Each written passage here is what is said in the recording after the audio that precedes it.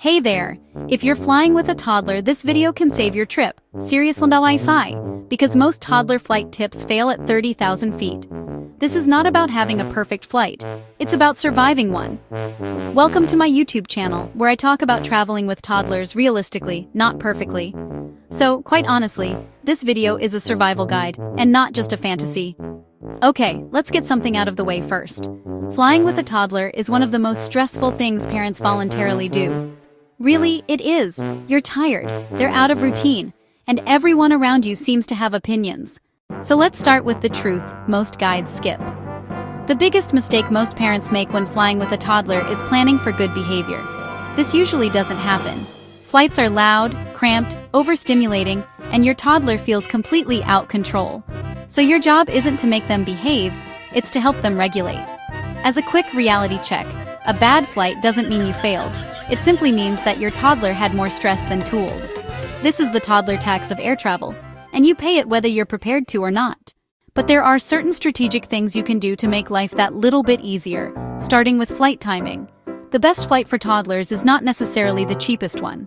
Early morning flights work best for many toddlers, not because they sleep, but because they're regulated.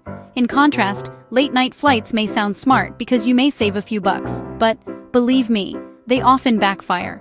And we all know that tired kids are just a meltdown waiting to happen. Believe me, this is not the time to test sleep miracles. The next strategic move should be deciding on whether toddlers should have their own seat. My advice is that if you can afford it, absolutely yes. And this advice is not just for safety, it's for sanity. You see, toddlers don't always understand "don't kick the seat." They understand, this is my space and I can do whatever I like in it.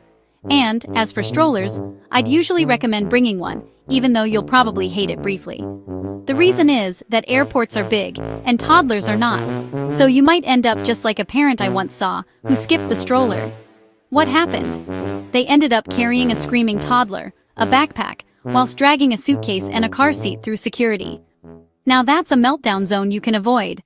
Your next strategic is packing for your toddler. This isn't about quantity, it's about being able to grab your parent tools quickly when needed. For instance, you need to be able to quickly grab snacks they already love. One new toy, believe me, novelty matters, familiar comfort items, a couple of changes of clothes for the inevitable accidents.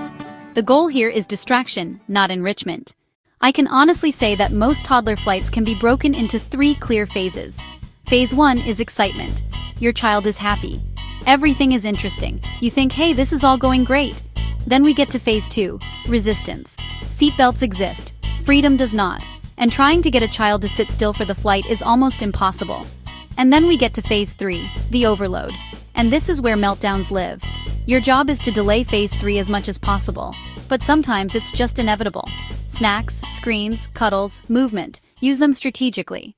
And yes, there's always a moment when your toddler lets rip and cries.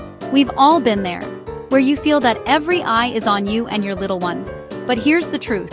Most people aren't judging. They're remembering when they went through the same with their own kids.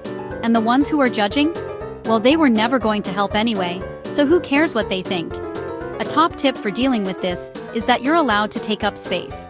Move around if you can. Try to find a quiet corner to calm your child down. And remember, when a meltdown happens, less is more. Don't explain. Don't negotiate. Don't apologize endlessly. Stay calm. Stay close. Offer comfort. So, the next time you want to take your toddler on a flight, stop trying to make it pleasant. Just aim for tolerable. Because tolerable flights often lead to better days on the other side. So, yes, flying with a toddler is hard, but it's survivable when you plan for reality, not perfection. A good flight isn't quiet. It's one where everyone lands intact. If you like this video, drop a like and subscribe. This will help me to create more guides to help parents travel with toddlers without losing their sanity. Until next time.